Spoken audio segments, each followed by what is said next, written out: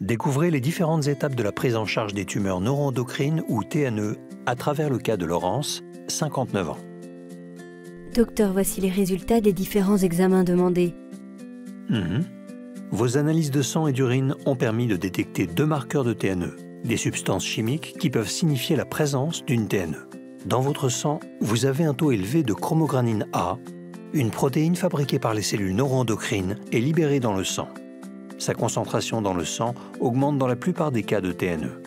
Dans vos urines, nous avons détecté un taux élevé d'un acide appelé 5-HIAA. Ce dernier est une substance produite à partir de la sérotonine, qui est une hormone souvent produite par les TNE. Cette sérotonine peut déclencher des symptômes comme ceux que vous ressentez. Passons maintenant aux résultats d'imagerie.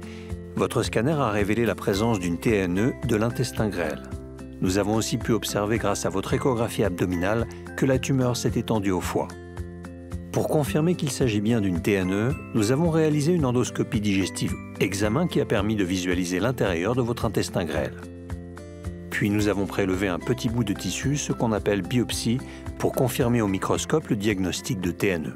Cette biopsie a permis aussi de déterminer le degré d'agressivité de votre tumeur ou grade. Il existe 3 grades, G1, bas, G2, intermédiaire et G3, haut.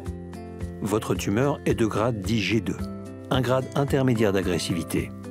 Par la suite, un examen de scintigraphie ou de PET scan sera réalisé. Pour cet examen, une petite quantité d'un produit radioactif vous sera injectée. Ce dernier se fixe spécifiquement à des récepteurs situés à la surface des cellules des TNE afin de les détecter. La matière radioactive libère en effet une petite dose de radiation qu'on peut visualiser à l'aide d'un appareil.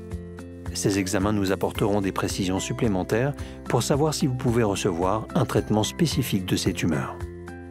Votre bilan a montré que vous aviez une tumeur neuroendocrine siégeant au niveau de l'intestin grêle de grade 2 et qui s'est étendue au foie.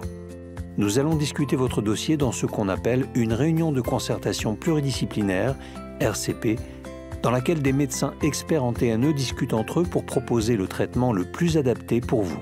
Ces réunions se font dans le cadre du réseau Renaten, un réseau national de référence pour la prise en charge des TNE malignes rares, sporadiques et héréditaires. Lors de notre prochain rendez-vous, nous discuterons des différentes options de traitement proposées lors de cette réunion.